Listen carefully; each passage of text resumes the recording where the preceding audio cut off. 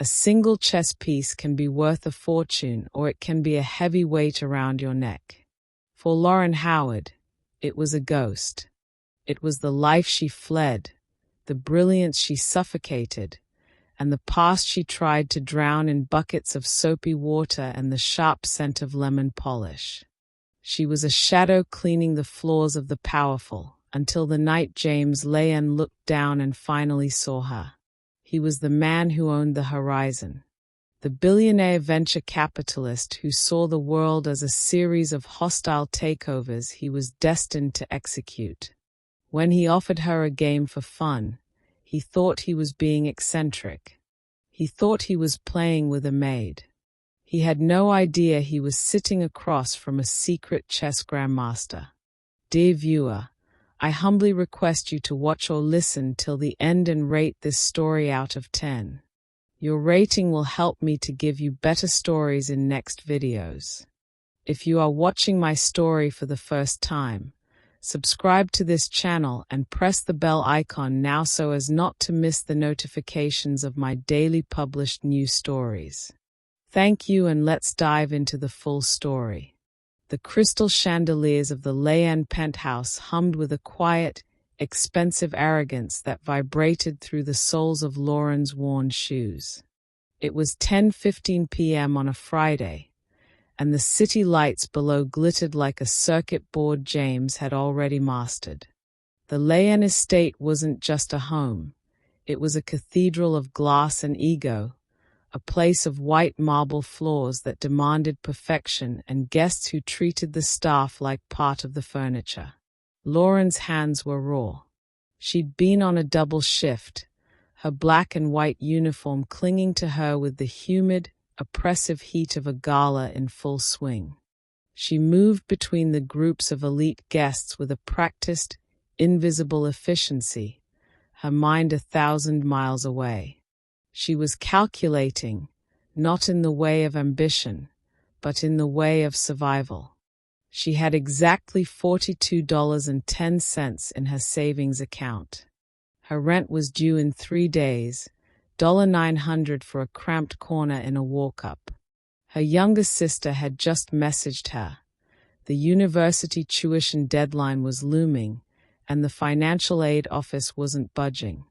Lauren was so lost in the cold, grim math of poverty that she almost collided with Mrs. Gable, the estate's head housekeeper, a woman whose heart had been replaced by a duty roster and high-pH cleaning agents years ago. "Focus, Howard," Mrs. Gable hissed, adjusting a tray of crystal flutes. "The terrace lounge is getting restless. The master is looking for a distraction. Go clear the appetizers and keep your head down. And for heaven's sake, try to look like you enjoy the privilege of being here." Lauren sighed and plastered on the smile. It felt like a mask made of wet cardboard. The terrace was exactly as Mrs. Gable described, a collection of men in tailored suits and women draped in silk, drinking wine that cost more than Lauren's annual salary. One guest, a man with a voice like gravel in a blender, was loudly laughing about a recent merger. "I told the board, if they don't sell now, I'll short their stock until they are begging for pennies. It's not personal, it's just optimization." The man he was speaking to didn't laugh. He sat with a coiled energy, his eyes scanning the terrace with a mixture of profound boredom and sharp, predatory awareness.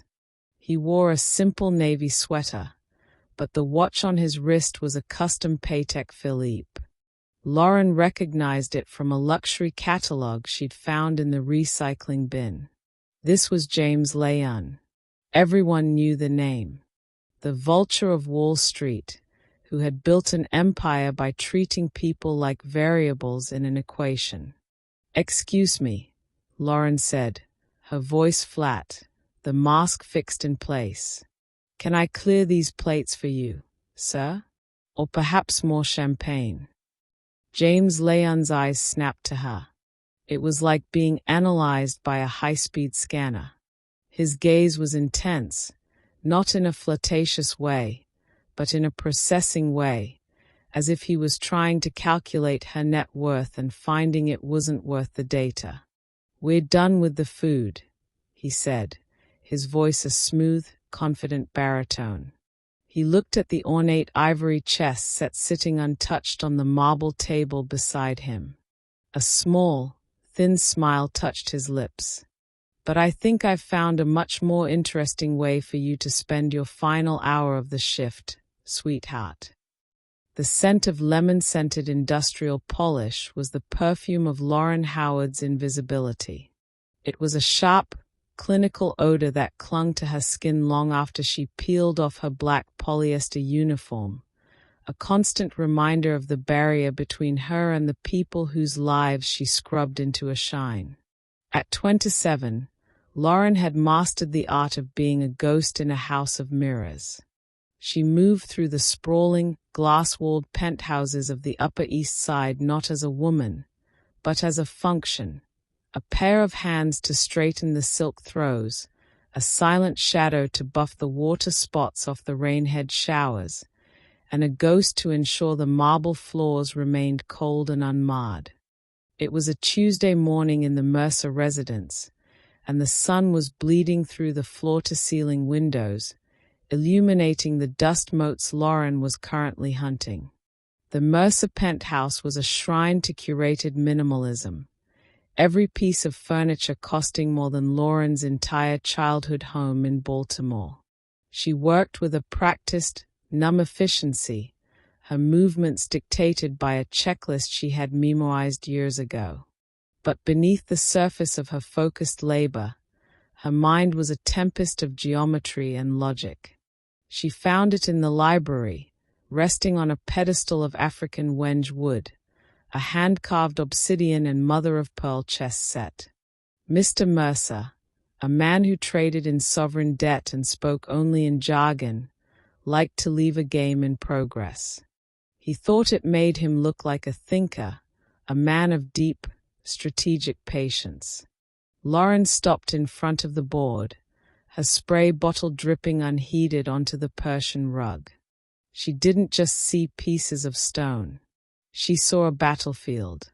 The game was in the mid-game, a messy, aggressive Sicilian defense that Mr. Mercer was clearly losing to an invisible opponent. He had overextended his white queen, leaving his king's side dangerously exposed to a lurking black knight on f4. Lauren felt a familiar, painful tug in her chest, the phantom limb of a genius she had tried to amputate years ago.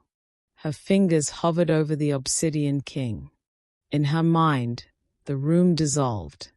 The hum of the air conditioning became the hushed silence of a tournament hall. The smell of polish became the scent of old wood and nervous sweat.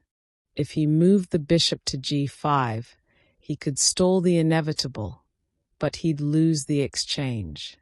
If he played the engine-recommended line, he'd survive for 10 more moves. But Lauren saw the ghost move, the irrational, human sacrifice on h6 that would shatter black's structure and turn the game into a slaughter. It was a move only a Grandmaster would see, a move that required the kind of courage Lauren used to have before she realized that the world of elite chess was just as dirty as the floors she now cleaned. A sharp, clicking sound on the hardwood floor snapped her back to reality. Lauren pulled her hand away as if the obsidian piece were white-hot. She dropped to her knees, vigorously scrubbing a non-existent spot on the wenge wood as Mrs. Gable, the head housekeeper, marched into the room. "Howard, you've been in here for 10 minutes, Mrs. Gable barked, her eyes darting to the board. "I told you, don't touch the master's displays. He spends thousands on those strategic vignettes. Just dust around them and move to the master bath." "Sorry, Mrs. Gable," Lauren murmured, her voice a soft, flat monotone. "I was just making sure the obsidian wasn't chipping." "The obsidian is fine. It's your pace that's the problem," the older woman grunted, checking her watch. You've got the Leon Gala on Friday. I've put you on the terrace shift. It's a double, and Mr. Leon is particular. If there's so much as a fingerprint on the glass railings, he'll have my head and your job. Move it." Lauren nodded, picking up her plastic caddy and retreating. As she walked down the long, echoing hallway, she felt the familiar, crushing weight of her own history. She was Lauren Howard, the girl who had been a national master at 12 and a grandmaster at 19. She was the Queen of Baltimore, the girl who was supposed to change the face of the game. Now, she was just the girl who didn't miss a spot on the toilet rim. She reached into her apron pocket and felt the thin, rectangular shape of her phone.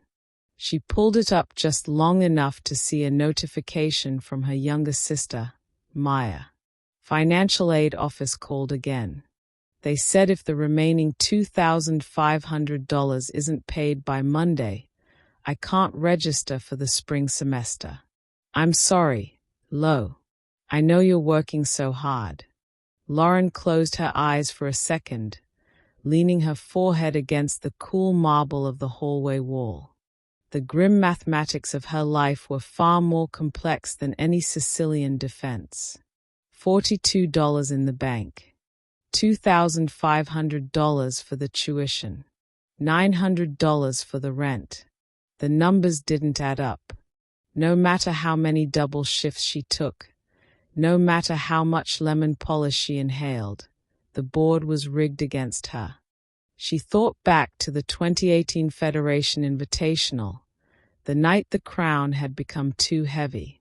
She remembered Arthur Sterling, the president of the Chess Federation, cornering her in the lounge, his voice a slick, oily whisper. "You're a symbol, Lauren. But symbols need to be manageable. Draw the game tonight against Kowalski. We've already moved the betting lines. Do this, and your sister's medical bills disappear. Refuse, and we'll make sure you never sit at a professional board again. We'll call it a scandal. We'll call it cheating. Who do you think the world will believe? A girl from the streets or the men who built the game?" Lauren had refused. She had played the most beautiful, violent game of her life, dismantling Kowalski in 22 moves. And by the next morning, the scandal had broken. Allegations of engine assistance, a leaked and doctored confession, and a lifetime ban followed within a week. She had won the game, but she had lost the war. She had fled to New York, changed her phone number, and traded her name for a uniform. She had learned that being a ghost was safer than being a target. But as she entered the master bathroom and began to scrub the steam-distilled water marks off the brass fixtures, her mind went back to that obsidian board in the library. She realized she had left the Black King in a mating net. Even in her mind, even in the shadows, she couldn't help but win. She spent the rest of the day in a blur of repetitive motion. She cleaned 3 more apartments, each one a different variation of the same theme: wealth, boredom, and a total lack of awareness for the woman in the black uniform. By the time she caught the subway back to her walk-up in Queens, her back was a single sheet of fire and her hands were white from the chemicals. She sat on the edge of her twin bed, the sounds of the city screaming through the thin glass of her window. She looked at a framed photo on her nightstand, the only personal item she allowed herself to keep. It was her and Maya on the day Lauren had achieved her GM title. They were both beaming, Lauren wearing a cheap plastic tiara Maya had bought her at a dollar store. The weight of the crown, Maya had joked that day. Lauren picked up the photo and turned it face down. She couldn't afford to be a queen anymore. She couldn't afford the luxury of genius. Tomorrow, she would go to the Leon penthouse. She would buff the marble. She would clear the crystal flutes. and she would make sure she stayed invisible. She didn't know that James Leon was a man who spent his life looking for flaws in the system. She didn't know that he was tired of people who played the game he expected. And she certainly didn't know that by Friday night, the ghost move she had been suppressing for years would be the only thing that could save her. Lauren Howard fell asleep with her hands curled into fists, her fingers twitching in her sleep as if she were still moving pieces across a board that no longer existed. The air on the terrace of the Leon penthouse was thin, cold, and tasted of expensive gin and filtered ozone. Friday night had arrived with the weight of a physical blow, and Lauren felt every second of her 16-hour shift vibrating in the arches of her feet. The gala was a sea of shifting silk and predatory smiles, a gathering of the city's apex predators who moved through the space with the casual grace of people who had never known the indignity of a transit delay. Lauren moved among them like a ghost in a tuxedo, her tray of half-eaten hors d'oeuvres a heavy shield between her and the conversation she was forced to overhear. To the guests, she was a mechanical part of the architecture, an automated delivery system for champagne and napkins. But as she wove through the terrace lounge, her eyes were drawn, as if by a magnetic pull, to the center of the room. There, resting on a pedestal of backlit translucent quartz, sat the ivory and onyx chess set. It was a masterpiece of craft, the pieces hand-carved with such precision they seemed almost alive under the soft glow of the terrace lights. James Leon stood beside the board, the undisputed son of this particular solar system. He was lean, dressed in a charcoal suit that probably cost more than the tuition check Lauren's sister was currently crying over. He held a glass of mineral water, his fingers tapping a rhythmic, restless beat against the side. He wasn't talking about philanthropy or the art on the walls. He was talking about the psychology of the kill. Most people play the board, James said, his voice carrying that effortless, silver-edged authority that made everyone in a 5-foot radius lean in. They look at the squares, they calculate the material, but they forget the man sitting across from them. Chess isn't a game of math, it's a game of pressure. You find the crack in the ego, and you pour your weight into it until the whole structure collapses. A cluster of venture capitalists nodded, their eyes gleaming with the reflected light of the city below. One of them, a man with a flushed face and a heavy gold ring, laughed. Easy to say when you're playing your board of directors, James. But could you do it with a random variable?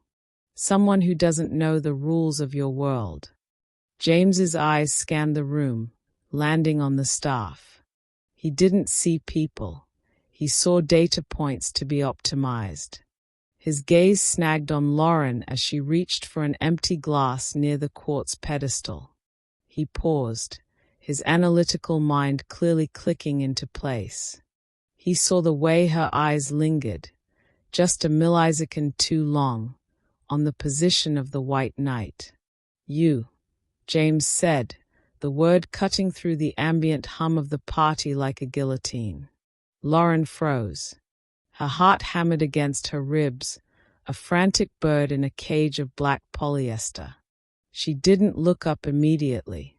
She kept her head bowed, the posture of a servant. Yes, Mr. Leon. You've been hovering near this board all night, he said, stepping closer. The smell of his cologne, something dark, woody, and terrifyingly expensive, filled her senses. Do you play? I know how the pieces move, sir, Lauren whispered. It was the safest lie she could tell. James turned to his investors, a shark-like grin spreading across his face. A random variable. Perfect. Tell me, what's your name? Lauren, sir. Well, Lauren, I have a proposition for you. A little sociological experiment for my friends here. He gestured to the board. I'm in the middle of a simulated endgame. I've been explaining to these gentlemen that I can break an opponent's will in under 20 moves, regardless of the starting position. If you can sit down and simply last 20 moves against me, not win, just survive, I'll write you a check for $15,000, right now. The room went silent. The only sound was the distant siren of a police car 80 stories below.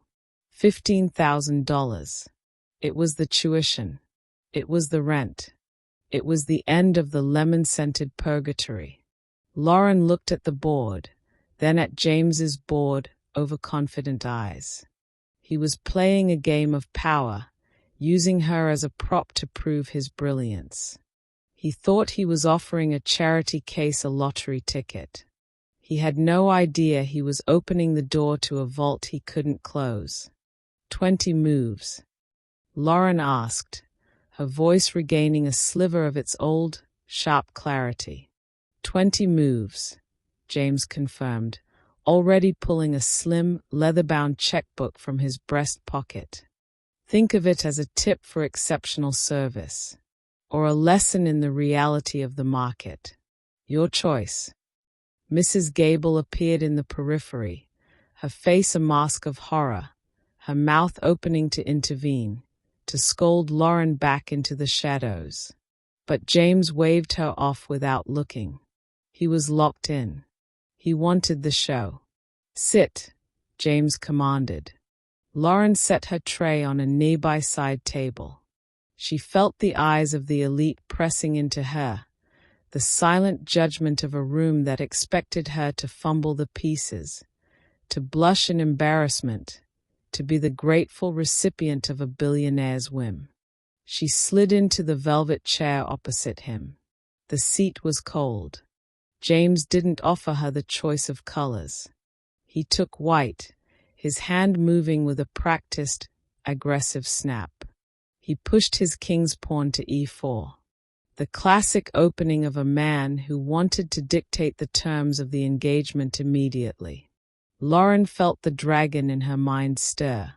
For years, she had kept it starved, locked in the basement of her consciousness. But $15,000 was the key. She looked at the board, and the terrace blurred. The guests became white noise. The city lights became irrelevant. The 64 squares were the only reality that mattered. She moved her pawn to c5. The Sicilian defense. James's eyebrows shot up. A bit ambitious for someone who just knows how the pieces move, wouldn't you say? He moved his knight to f3, his pace quickening. He wanted to rattle her, to show her that his mind operated at a speed she couldn't comprehend. Lauren didn't hesitate. She met his speed with a cold, rhythmic precision. Move 4. Move 6. Move 10. The air around the table began to change. The investors, who had been chuckling and sipping their drinks, started to lean in. James wasn't smiling anymore. He had expected a slaughter. Instead, he was finding himself in a technical grind. He tried to complicate the center, sacrificing a pawn to open a line of attack against her king. It was a billionaire's move, risky, loud, and designed to intimidate. Lauren didn't take the bait. She played a quiet, devastating prophylactic move, a simple retreat of her bishop that neutralized his entire tactical sequence. Move 15, someone in the crowd whispered. James's hand hovered over his rook. A small bead of sweat had formed at his hairline. He looked up at Lauren, really looked at her, for the first time. He didn't see a maid. He saw a void, a calm, analytical presence that was absorbing every thrust of his attack and reflecting it back as a wasted effort. "You're not just lasting," James muttered. his voice dropping to a low, dangerous growl. "You're defending." "I'm surviving, Mr. Leon," Lauren said, her voice like silk over stone. "Isn't that what you asked for?" She moved her queen to a5, pinning his knight against his king. It was a move of profound surgical violence. James realized, with a sudden, sickening jolt of his heart, that he wasn't the one conducting the experiment. He was the one under the microscope. He was at move 19, and his position was a ruin. If he made the move he wanted, he would be checkmated in 3. Lauren watched his fingers tremble. She knew exactly what he was seeing.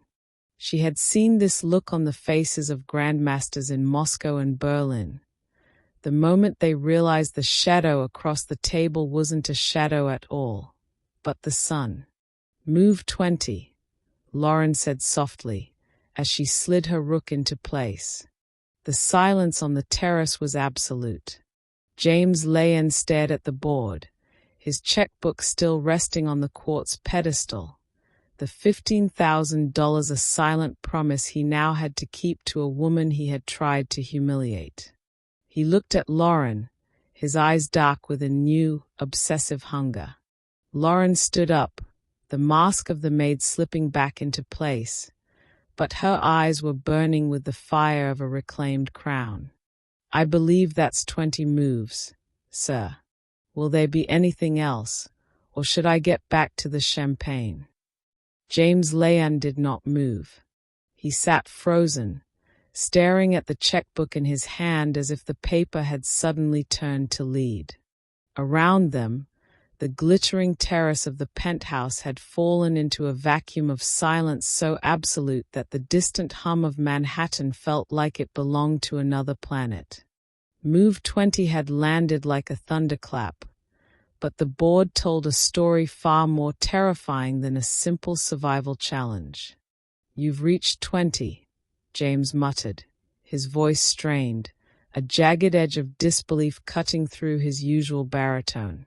He looked up, his predatory eyes searching Lauren's face for a sign of a fluke, a lucky streak, or a parlor trick. But Lauren didn't look like a lucky waitress. She looked like a predator who had just finished a meal. "The deal was 20 moves, sir," Lauren said, her voice dropping into that low, resonant frequency she used to use during the late-stage rounds of the Moscow Open. "The tuition. The check." James didn't reach for his pen. Instead, he reached for his knight, his knuckles white. "I'm not finished. Move 21. Knight to d5. It was a desperate thrust, a move born of bruised ego rather than tactical soundness. He was trying to complicate the board, to lure her into a trap of greed. Lauren didn't even sit back down. She stood over the quartz pedestal, her shadow stretching long and sharp across the ivory pieces. She didn't need to calculate. The lines of force on the board were as visible to her as the veins in her own hand. The Grandmaster mode, the cold, hyperanalytical state she had spent 3 years trying to kill, had fully taken possession of her.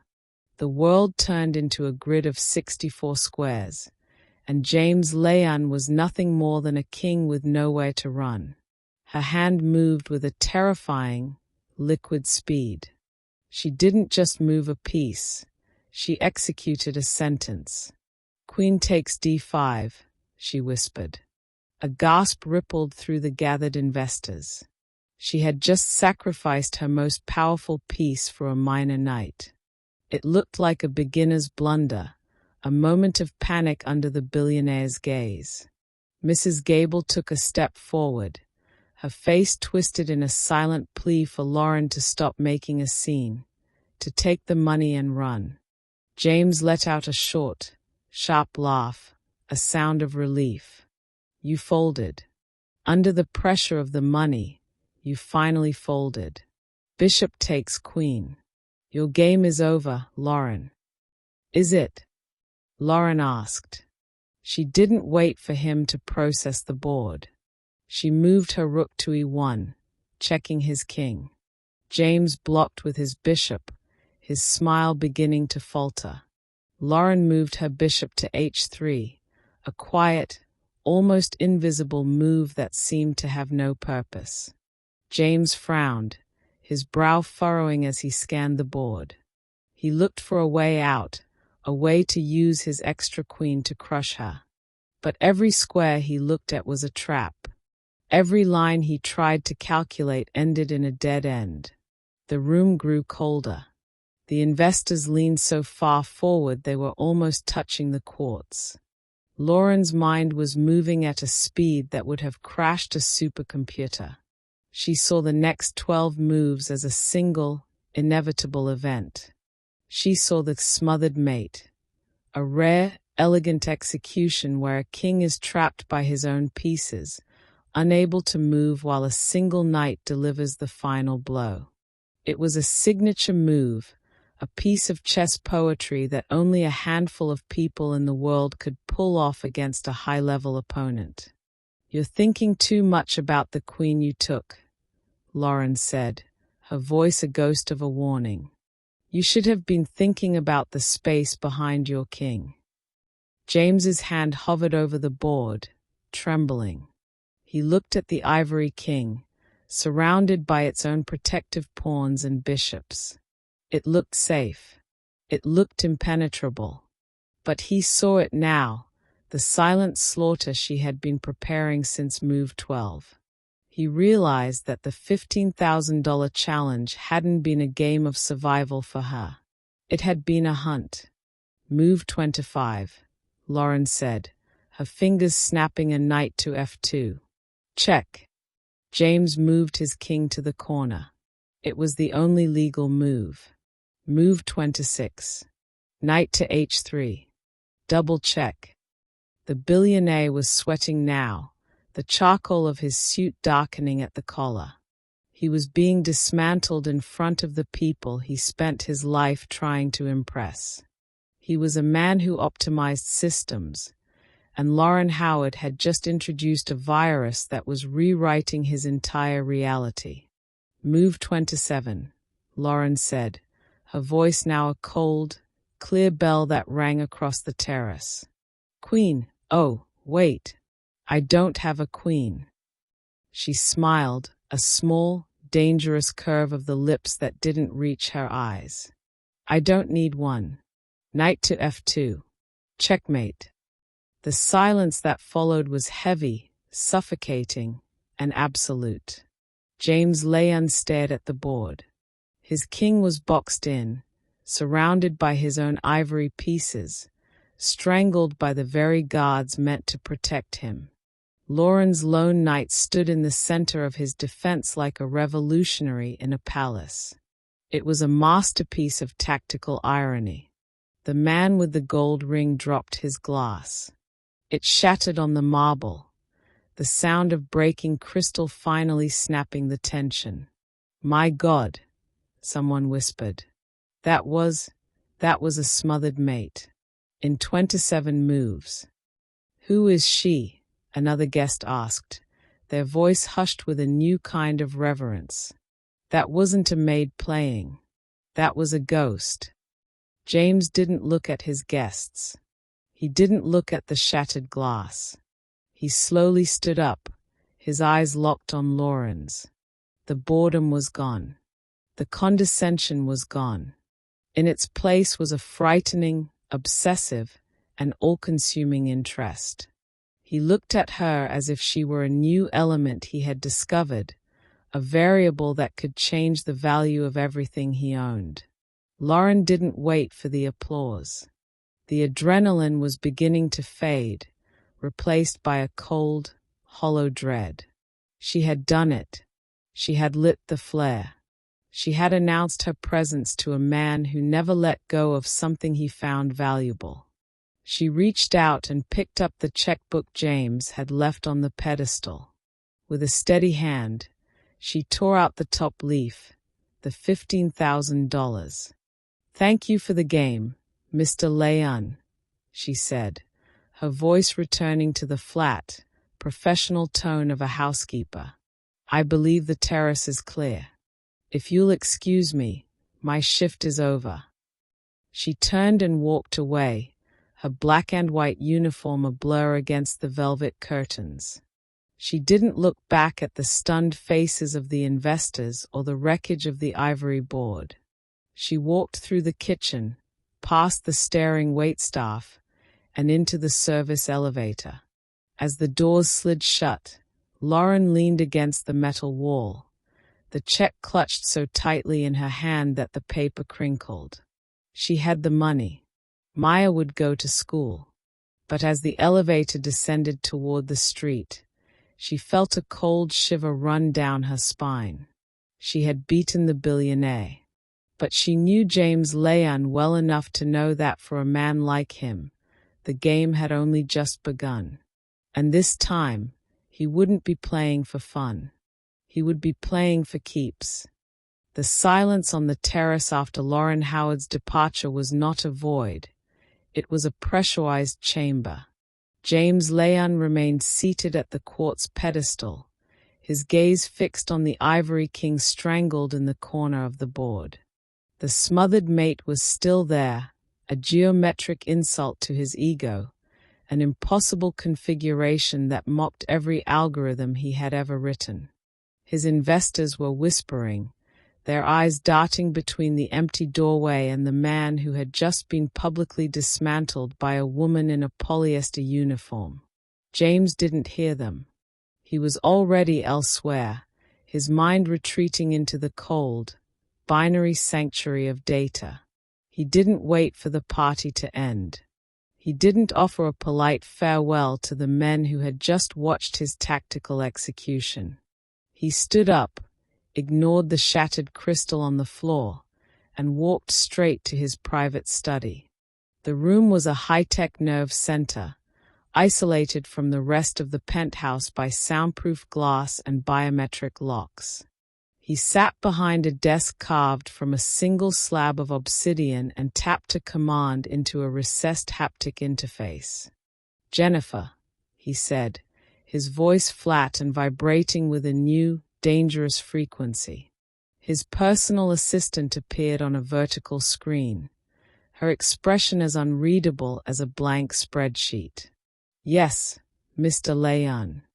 I've already contacted the cleaning agency. They are sending a replacement for the terrace shift." "I don't want a replacement," James snapped. "I want everything. Lauren Howard. Social Security, tax records, birth certificate, primary school transcripts. Run her face through the global recognition databases, not just the civil ones. I want the deep archives.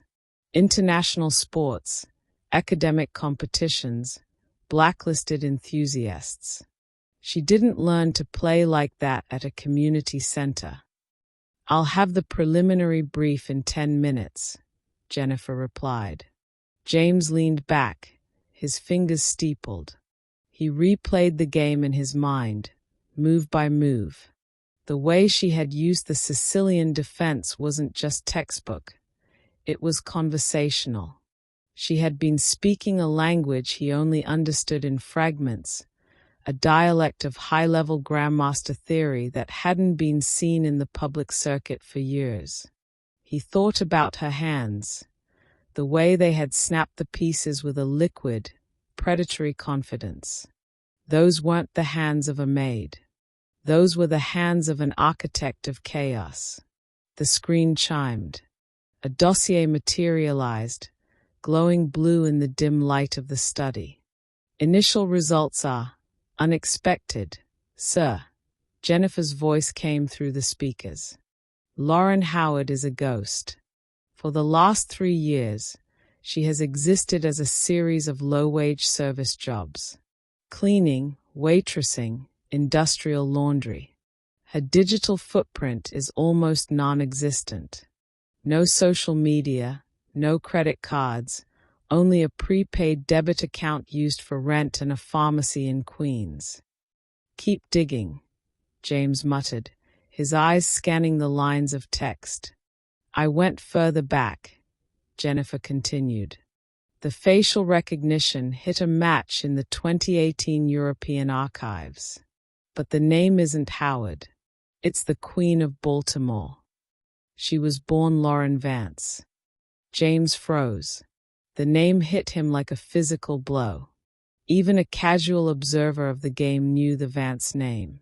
She had been a prodigy, a girl who had achieved the Grandmaster title at an age when most children were still learning algebra. She was the one who was supposed to break the glass ceiling of the Chess Federation, a tactical genius who played with a beautiful, violent clarity that had terrified the old guard. Then came the fall. James scrolled through the archived headlines, the text flashing by like a slideshow of a car crash. Vance disgraced. Grandmaster stripped of titles. The Federation scandal, engine assistance or ego.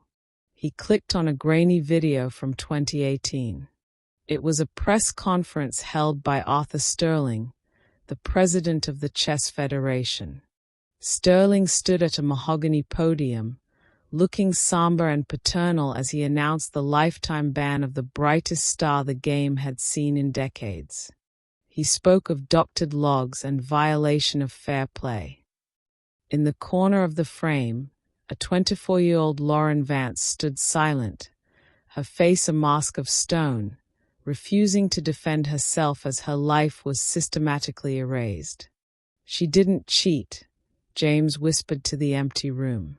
He looked at the tactical analysis of the scandal game, the one that had supposedly proven her guilt. He ran it through his own proprietary engine, the one he used to predict market collapses. The results came back in seconds. The moves were human. They were brilliant, irrational, and fueled by a raw emotional rage. But they were not the moves of a computer. Computers are efficient. Lauren Vance was poetic. She had been framed. Sterling and the Federation had wanted a puppet, and when she wouldn't dance, they had broken her strings. She's been hiding in plain sight, James said, a slow, predatory smile spreading across his face. She traded her crown for a scrub brush just to keep her sister safe. He pulled up the records for the sister, Maya Howard, or Vance. The medical bills, the rising tuition, the desperate emails to the financial aid office. It was a map of vulnerability. Lauren hadn't run because she was guilty. She had run because she had everything to lose. James stood up and walked to the window, looking out over the flickering lights of the city. He felt a surge of adrenaline that no billion-dollar merger had ever provided. He hadn't just found a talented maid. He had found a legend in exile. He had found a weapon that Arthur Sterling thought he had buried, and he had found a variable that could break the very system that had cast her out. He thought about the look in her eyes when she had delivered the smothered mate. It wasn't just victory, it was an awakening.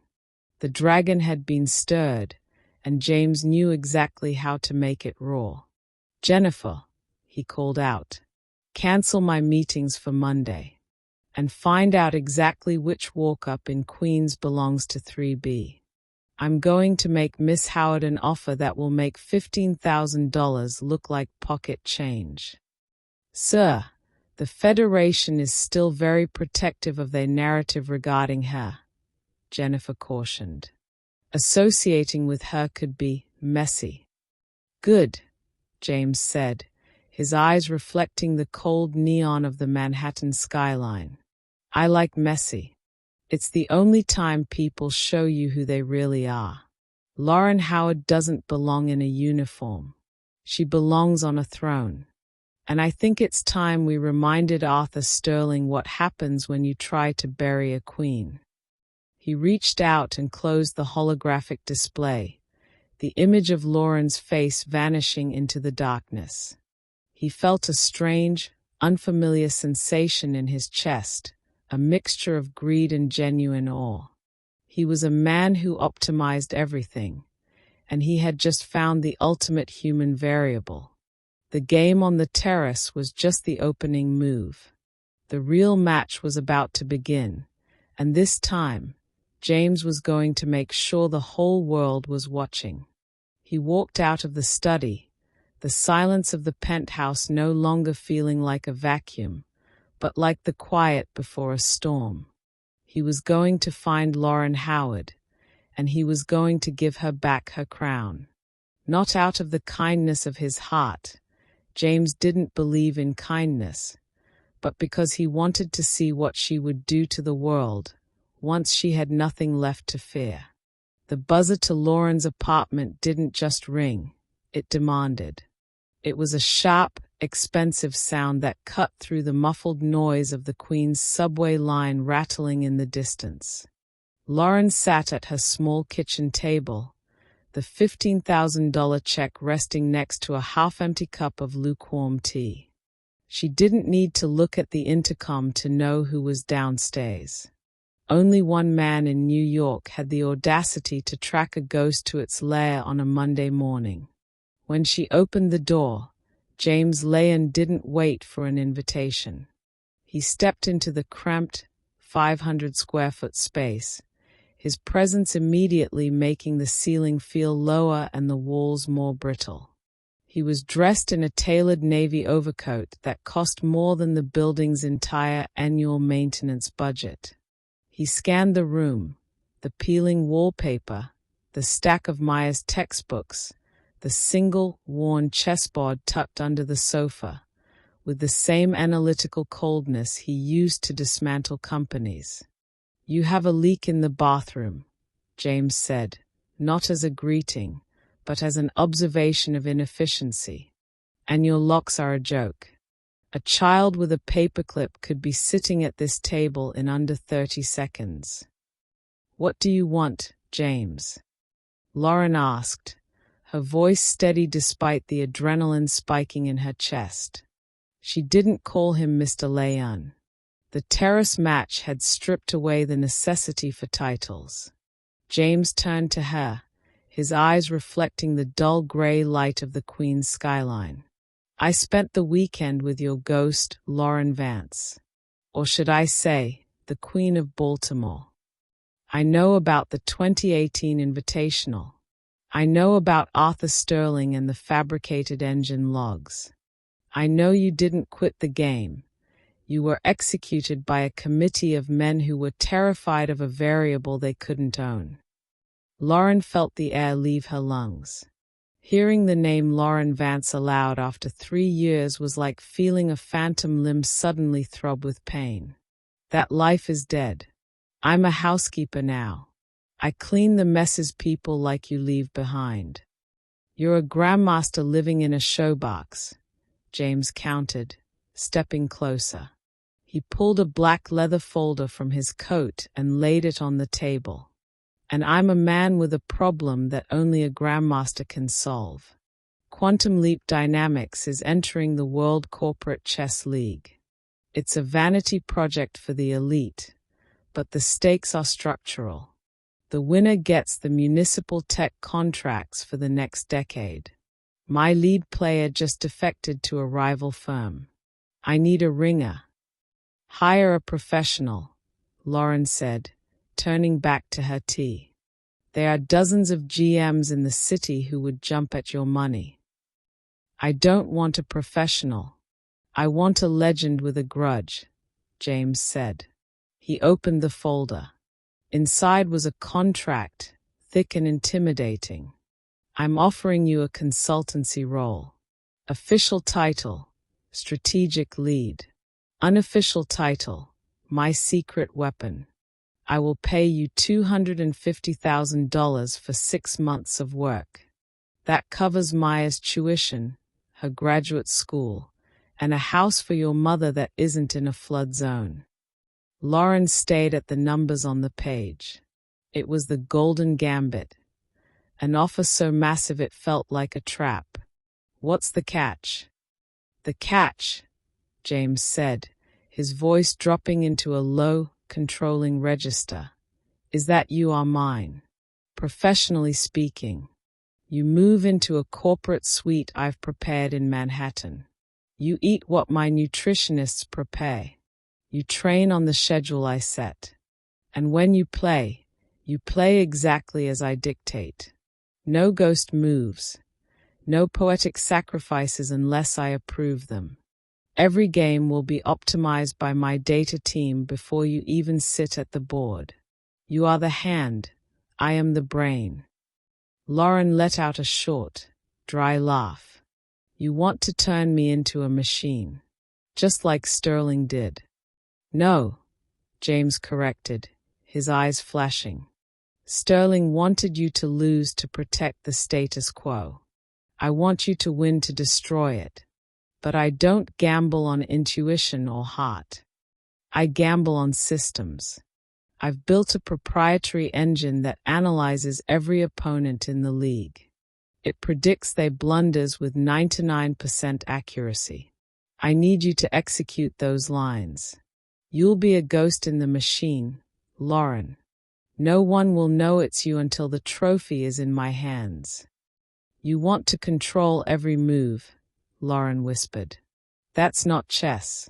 That's just data entry. It's survival, James snapped.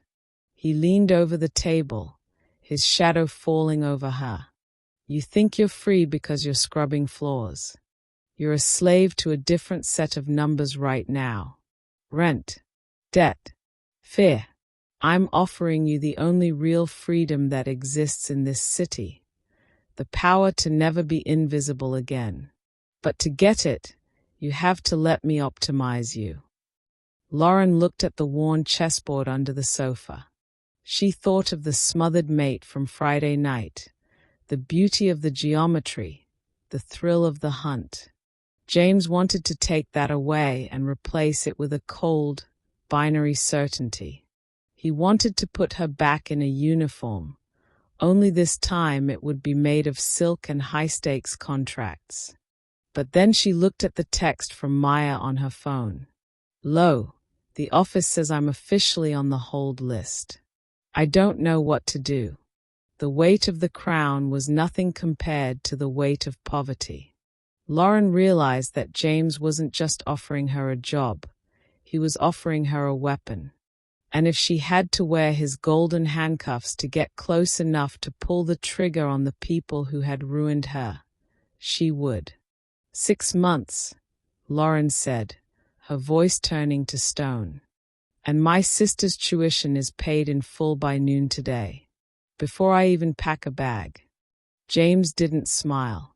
He simply pulled a fountain pen from his pocket and laid it on the contract. The wire transfer is already staged. All I need is the variable's consent. Lauren picked up the pen.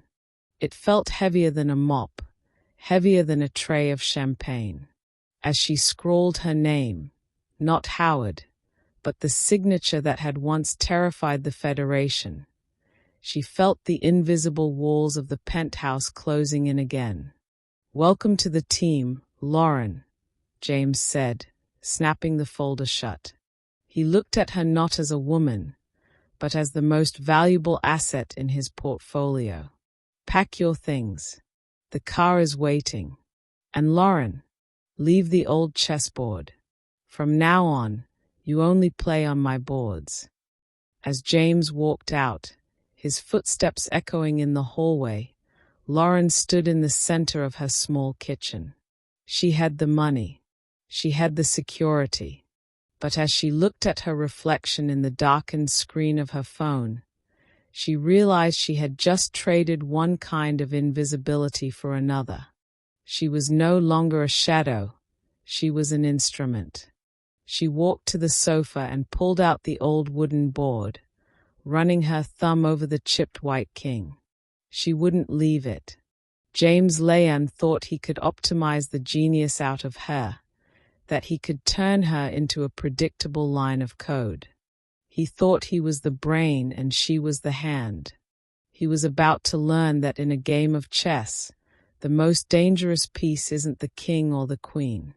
It's the pawn that everyone forgets is only one square away from becoming whatever it wants to be. Lauren tucked the board into her backpack and walked toward the door. The golden handcuffs were on, but she was already looking for the key. The glass walls of quantum leap dynamics were designed to create the illusion of transparency, but to Lauren, they felt like the walls of a high-tech aquarium. For 3 weeks, she had been submerged in James's world, a place of silent servers, ergonomic chairs, and data streams that never slept. She had traded her lemon-scented purgatory for a suite that overlooked the Chrysler Building, but the air still felt thin. James's optimization had begun in earnest. Every morning, she was handed a tablet filled with move probability heat maps, and every afternoon, she was expected to play against his proprietary engine, matching its cold, bloodless logic move for move. She was halfway through a Sicilian Najdorf variation when the atmosphere in the executive wing shifted. It wasn't a loud noise, but a sudden drop in the ambient hum of the office, the kind of silence that precedes a predator's entry. Lauren looked up from her screen to see James standing by the floor-to-ceiling windows of his office, his back to the door, his posture a rigid line of suppressed aggression. Through the glass, she saw them. 3 men in charcoal wool coats, moving with the heavy, unearned confidence of those who didn't create anything but decided who was allowed to exist. In the center was Arthur Sterling. At 6'5", Sterling still carried the grandfatherly facade that had fooled the world in 2018. He had silver hair, a warm smile that never reached his watery blue eyes, and a voice that sounded like velvet over gravel. To the public, he was the savior of the game's integrity. To Lauren, he was the man who had buried her alive. The door to James's office slid open with a hiss. Lauren didn't retreat. She stood up, her fingers curling into the hem of her new silk blouse, her heart performing a frantic, rhythmic staccato against her ribs. She was no longer invisible. She was the variable they had come to delete. "James," Sterling began, his voice booming with a false, practiced warmth. "You've always had a flair for the dramatic. But even for a disruptor like you, this is, well, it's a bit messy." James turned slowly, his eyes narrowing. "Arthur, I wasn't aware the Chess Federation had jurisdiction over my private consultancy hires. Are you here to offer technical advice, or did you just want a better view of the skyline?" Sterling didn't look at James. He turned his gaze toward the glass partition, locking eyes with Lauren. There was no recognition of her humanity in his stare, only the cold appraisal of a bug that had survived the initial footfall. "We're here because your strategic lead is a liability," Sterling said, the warmth vanishing from his tone. "A ghost from a past best forgotten. You're entering the corporate league, James. You're bidding for the city's municipal infrastructure contracts. Those contracts require moral and professional integrity. Associating with a proven fraud like Lauren Vance, it's a bad data point. It's a structural flaw." "A fraud?" James stepped forward, his voice dropping into that low, dangerous register Lauren had come to recognize as his most lethal. "I've run her 2018 logs through my own engines, Arthur. The same engines that predict market shifts and detect deepfake interference. Your evidence was a joke. It was a clumsily doctored file designed to protect your betting lines." Sterling laughed, a dry, papery sound. "It doesn't matter what your engine says, James. The world believes what I told them to believe. The Federation has the records. The Federation has the authority. If you don't terminate her contract immediately, we will launch an official inquiry into Quantum Leap's involvement in the league. We'll find irregularities. We'll make sure your tech contracts are tied up in litigation for the next decade. You want to optimize the city, James. You can't do that from a courtroom. Lauren felt the floor tilt beneath her. This was the moment. James was a man of profit and loss.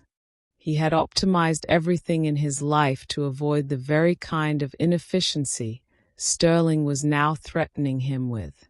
She waited for him to weigh the variables, the $250,000 he'd paid her versus the multi-billion-dollar municipal contracts.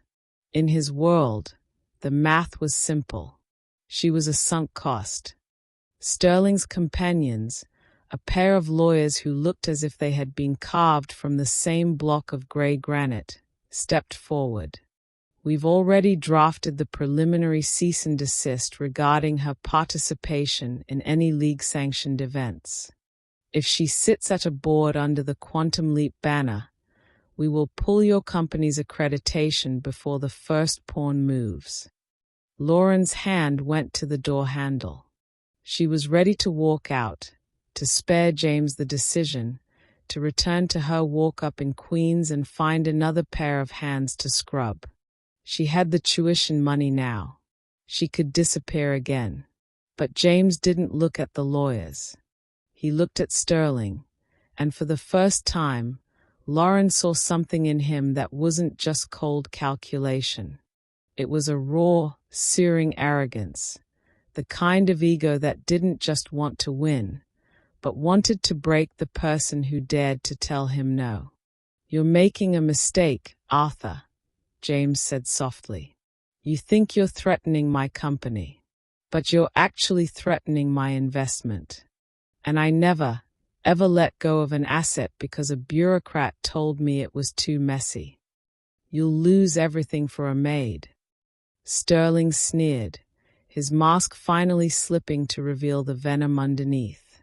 "She wasn't a maid when she dismantled me in 27 moves," James replied, his eyes flashing. "She was a master, and you didn't ban her because she cheated. You banned her because you couldn't control her. Well, I'm not you, Arthur. I don't need to control the soul of the player. I just need to facilitate the execution of the genius." James walked to his desk and tapped a button. The glass wall separating Lauren from the office slid open. "Lauren," James said, not looking at her, but addressing her as a general would a soldier. "Mr. Sterling was just leaving. He seems to think you're a ghost. Why don't you remind him that ghosts can be very, very haunting?" Lauren stepped into the room. The air was thick with the scent of expensive wool and ancient malice.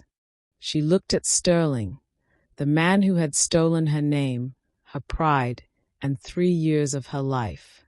She didn't feel the paralyzing fear she had expected. She felt a cold, crystalline clarity. "I didn't take the draw in 2018, Arthur," Lauren said, her voice a calm, steady bell. "And I'm not taking a seat in the back of the bus now. If you want to fight James Leon, that's your business. But if you want to fight me, you'd better find a player who can survive move 20. Sterling's face turned a mottled purple. "You're done, Vance. Both of you. You think you're so smart, James? We'll see how smart you feel when the sex starts knocking on your glass doors." He turned on his heel, his entourage trailing behind him like shadows returning to the dark. The office felt suddenly vast and empty. James stood silent for a long moment, watching the elevator doors close in the distance. He didn't look triumphant. He looked like a man who had just declared war on a sovereign nation and was now calculating the ammunition count. "They're coming for us now," Lauren said, her voice barely a whisper. "You could have just let me go, James." The math doesn't favor this. James turned to her, his expression unreadable. He walked over to the quartz chessboard he had installed in his office, a duplicate of the one from the terrace. The math is changing, Lauren. Sterling thinks he can win by attacking the system. He doesn't realize I am the system. He looked at the board, then at her. He's right about one thing, though. You are a liability. But in a high-stakes market, a liability is just an asset that hasn't been properly hedged. He reached out and moved a pawn to d4. From now on, the optimization training is over. I don't want you playing like my machine anymore. I want you to play like the woman who refused to draw. Because if we're going to burn the Federation down, we're going to need a lot more than just data. We're going to need a fire. Lauren looked at the pawn. The golden handcuffs felt a little lighter, replaced by the cold, heavy weight of a weapon being placed in her hand. She sat down, her fingers finding the obsidian king. Then let's start the fire, she said. The training room was a cold, glass-encased chamber that felt more like a laboratory than a sanctuary for grandmasters. High above the humming streets of Manhattan, the silence was broken only by the rhythmic, aggressive clicking of weighted plastic pieces hitting a sensor-embedded board. James stood behind Lauren, his presence a heavy, controlling shadow that seemed to drain the warmth from the room. He didn't look at her. He looked at the three-dimensional heat map projected onto the wall, a shifting cloud of red and blue data points that translated her every intuition into a cold probability. You're deviating again, James said, his voice a flat, metallic rasp. The engine has calculated the depth of this line at 32 moves. If you push the pawn to h5 now, your win percentage drops by 4.7%. It's an inefficient risk, Lauren. Stick to the primary line. Lauren sat rigid in her ergonomic chair, her fingers hovering over a black knight. Her eyes were bloodshot from 16 hours of staring at the grid, her mind a battlefield where her own tactical instincts were currently at war with James's binary dictates. The engine sees a draw in 32 moves because it thinks my opponent is a machine, James. But I'm playing Romanov next week. Romanov doesn't play the board. He plays the clock. He's prone to time pressure. If I play h5, I create a psychological imbalance.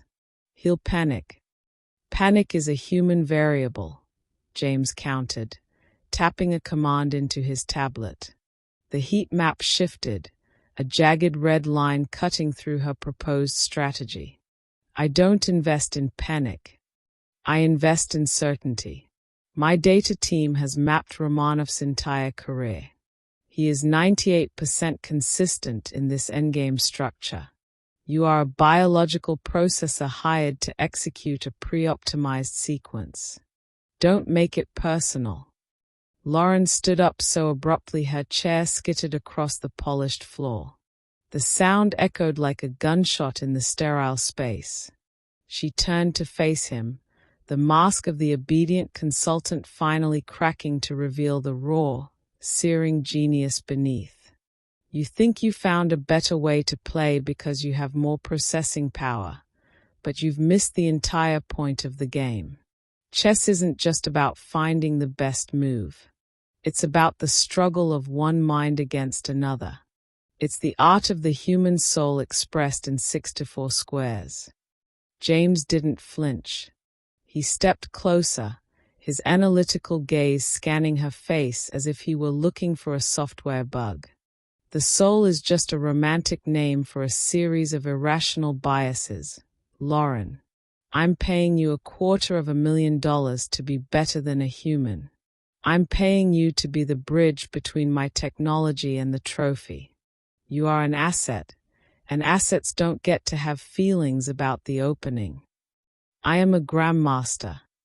Lauren's voice rang out, vibrating with a decade of suppressed rage. I have spent my life in the trenches of this game. I have felt the sweat on my palms, the ringing in my ears, the absolute, terrifying beauty of a sacrifice that shouldn't work but does because the man across from me is afraid. You can't optimize that, James. You can't put a price on the moment an opponent realizes they've lost their spirit before they've even lost their queen. She walked to the quartz board and swept a handful of pieces onto the floor. They clattered and rolled, ivory and onyx scattered across the marble like the wreckage of a failed merger. You treat me like a machine because you're afraid of anything you can't quantify. You want to control every move because you can't handle the messiness of a real fight. But if I play your way, I'm just a puppet. And puppets don't win world championships. They just perform. James looked down at the fallen pieces, then back at her. For a fleeting second, the cold, predatory mask of the billionaire wavered. He saw the woman who had scrubbed floors to protect her sister, the woman who had stared down Arthur Sterling without blinking. He saw a fire that no algorithm could simulate. The Federation is coming for us with everything they have, James said softly, his voice losing its corporate edge. They've hired their own data teams. They've got Romanov in a bunker just like this one. If we lose, they'll bury you forever this time. I'm trying to protect my investment. Then protect me by letting me be what I am, Lauren said, stepping into his space, her eyes burning with a cold, clear light. Stop treating me like a line of code. I am the only person in this room who knows what it feels like to have my life on the line in a time scramble. Chess is a conversation, James. And right now, you're the only one talking. She reached down and picked up the black king, holding it out to him. You want to optimize the world. Fine. But on that stage, in that chair, I am the one who has to pull the trigger. You can give me the map, but I'm the one who has to walk through the fire. James looked at the piece in her hand, then at the sprawling, glittering skyline of the city he thought he had already mastered. He realized, with a sudden, jarring clarity, that Lauren wasn't a variable to be solved. She was a force of nature he had invited into his life, and she was the only thing standing between him and a very public, very permanent failure. Fine, James said, his voice a low, reluctant rumble. He took the king from her, his fingers brushing hers for a brief, electric moment. Play your h5. But Lauren, if Romanov doesn't panic, if the engine is right and you lose that 4%, there won't be a scrub brush in this city big enough to clean up the mess. He'll panic, Lauren said, her voice a calm, steady bell. Because unlike you, James, he knows that when a Queen of Baltimore makes a move like that, it's not an error. It's a declaration of war. She sat back down, the silence of the room no longer feeling like a laboratory, but like a tension-filled arena. James stayed behind her, but he put the tablet face down on the desk. For the first time, he wasn't watching the heat map. He was watching her hands. Lauren moved the pawn. The dragon in her mind was no longer starved. It was hunting. And as she looked at the board, she didn't see the numbers anymore. She saw the soul of the game, and it was beautiful, violent, and entirely UN-optimizable. The grand ballroom of the Plaza Hotel was a cathedral of gilded mirrors and stifling expectations, a place where the air itself seemed to have been filtered through the lungs of the world's most powerful men. Under the blinding glare of television lights, the World Corporate Chess League had reached its zenith. On the main stage, two players sat in a pool of isolation, separated from the whispering elite by a velvet rope and a digital clock that ticked with the cold finality of a heartbeat. Lauren sat in the center of it all, her hands resting flat on the mahogany table. She wore a tailored black suit James had insisted upon, her hair pulled back into a knot so tight it felt like a helmet. Across from her sat Romanov, the Federation's prized enforcer, a man who played with the mechanical joylessness of an executioner. Behind him, in the front row of the VIP gallery, sat Arthur Sterling. He didn't look like a grandfather today. He looked like a man watching a nuisance he had failed to drown. He caught Lauren's eye for a fraction of a second, his lips curling into a smile that promised a second, more permanent burial. The announcement over the loudspeaker was not a welcome, but a reminder. Representing quantum leap dynamics, the former Lauren Vance. The use of her old name was deliberate, a jagged hook meant to pull the 2018 scandal back into the light. A murmur rippled through the audience, a sea of cameras flashing like predatory eyes. The press had been fed a steady diet of integrity concerns all morning. The narrative was already written. She wasn't a comeback story. She was a glitch that Sterling was waiting to fix. James stood in the wing of the stage, his face a mask of neutral stone. He wasn't looking at the heat maps anymore. He wasn't tapping into his tablet. He was simply watching her, his presence a heavy, silent anchor in the chaos. He had risked his multi-billion-dollar municipal contracts for this moment, and for the first time, the math of his life depended entirely on a human heart. The arbiter started the clock. Romanov moved instantly. 1. D4. The Queen's Gambit. It was the Federation's favorite opening, solid, traditional, and designed to squeeze the life out of an opponent through superior preparation. Lauren felt the old panic rising, the familiar scent of the 2018 tournament hall where they had taken her pride. She could hear Sterling's oily voice in her mind, telling her she was a symbol they could manage. She looked at Romanov, who was already staring at the clock, waiting for her to stumble.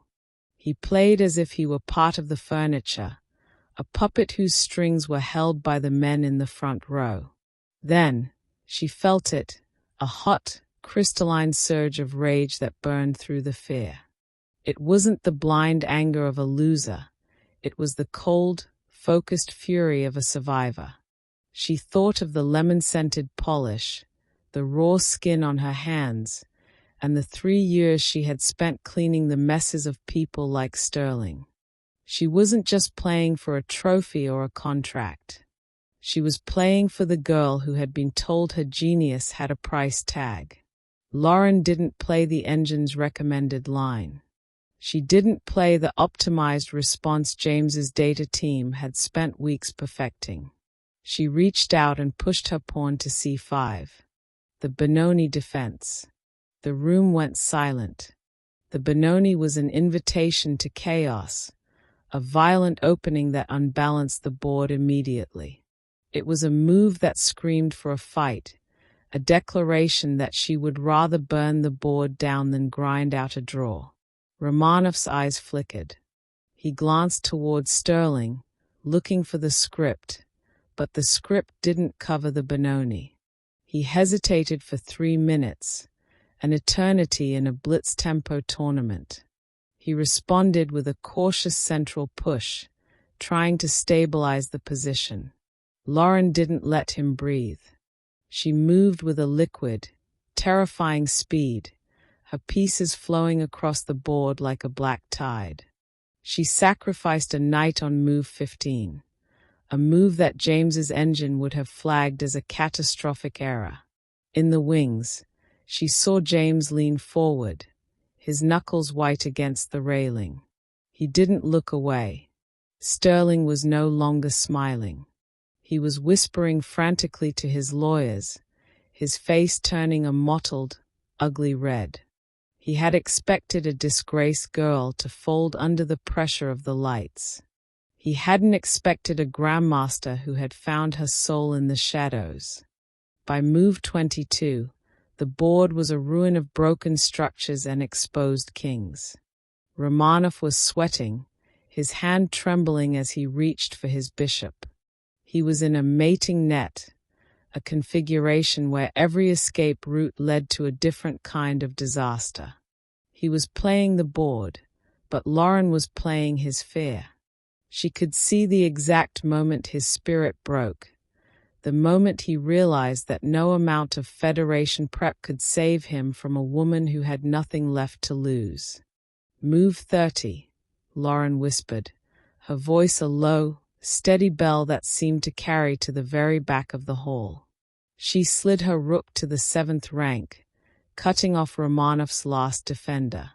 Check. Romanov looked at the board. He looked at Sterling. Then, with a slow, agonizing deliberation, he reached out and knocked over his own king. The silence that followed was a physical weight. Then, a single person began to clap. It was James. He walked onto the stage, ignoring the security, ignoring the cameras, his eyes locked on Lauren. The applause grew, a slow-building roar that filled the gilded hall, drowning out the whispers and the scandals.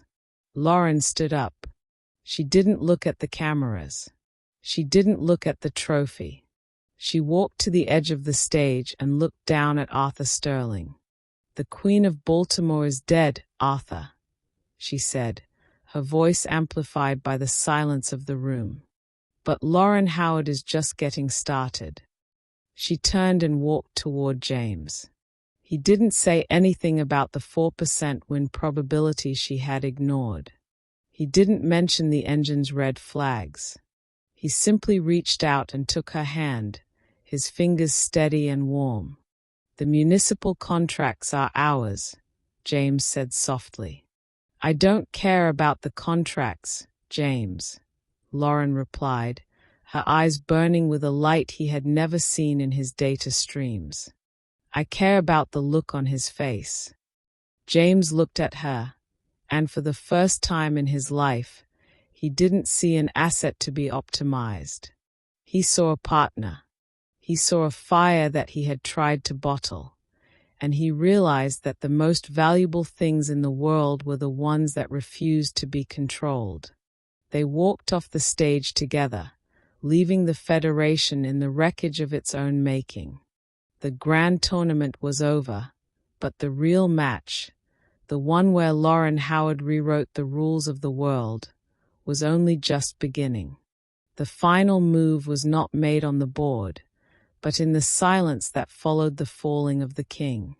As the applause in the Plaza Hotel reached a fever pitch, Lauren felt the weight of the crown she had once feared finally settle into something light, something she owned rather than something that owned her.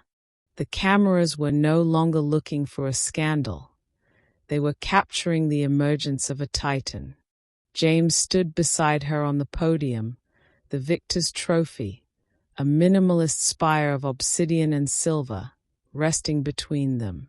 He looked at the crowd, then at the municipal contract sitting on the official signing table, and finally at Lauren. His eyes were no longer scanning for data points. He looked at her with a profound, quiet recognition that no algorithm could have predicted. "The board of directors is waiting," James said, his voice a low vibration beneath the roar of the room. "They want the press conference. They want the story of how quantum leap dynamics found the world's greatest strategic mind in a service uniform. We've won, Lauren. The city is ours." Lauren looked at the contract. It was the culmination of James's ambition, the ultimate optimization of his power. But she wasn't looking at the ink. She was looking at Arthur Sterling, who was attempting to slip through the side exit, his face pale and his legacy a smoldering ruin. "Not yet," James, Lauren said. She stepped toward the bank of microphones, her voice cutting through the noise like a blade. The room fell into a sudden, expectant hush. 3 years ago, a story was told about a girl who cheated because she was too good to be true. Today, that story ends. But it doesn't end with a trophy. She reached into the pocket of her tailored jacket and pulled out a small, encrypted flash drive. The one she had spent her late nights in the corporate suite compiling, using the very access James had given her to track the Federation's financial ties to his rivals. The records on this drive don't show engine assistance. They show bank transfers. They show the exact price Arthur Sterling put on the soul of this game to satisfy the betting lines of the elite. It wasn't just me. It was dozens of players who were broken because they wouldn't play the roles assigned to them. The flash of cameras became a digital blizzard. Sterling froze at the door, the weight of the truth finally catching up to him as the journalists surged forward. The scandal was no longer hers. It was the Federation's. Lauren turned back to James.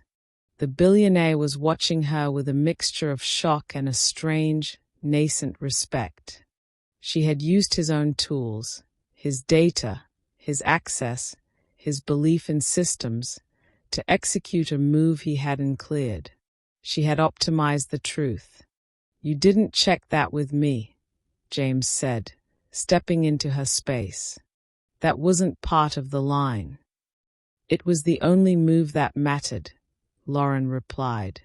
She reached into her other pocket and pulled out the golden keycard to her Manhattan suite and the high-limit corporate credit card. She placed them on top of the trophy. "Our contract is fulfilled, James. The 6 months are up. My sister's tuition is paid, my name is cleared, and your company has its contracts. The debt is settled." James looked at the cards, then at her. "I'm offering you a permanent seat on the board, Lauren. A salary that would make this prize money look like a tip. You're the most valuable asset I've ever found. Why would you walk back into the shadows?"